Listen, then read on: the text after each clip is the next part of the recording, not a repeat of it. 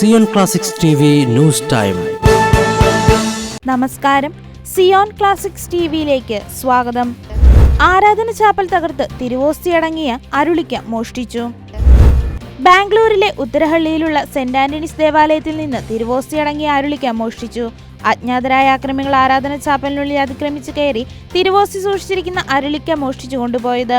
പോലീസിൽ പരാതി നൽകിയിട്ടും സക്രേരിയോ തിരുവോസ്തിയോ കണ്ടെത്താൻ കഴിഞ്ഞിട്ടില്ല എന്നും വിശുദ്ധ കുർബാന അശുദ്ധമാക്കിയതായി ആശങ്കയുണ്ടെന്നും ബാംഗ്ലൂർ ആർച്ച് ബിഷപ്പ് പീറ്റർ മച്ചാഡോ ഇന്നലെ പുറപ്പെടുവിച്ച പ്രസ്താവനയിൽ പറയുന്നു.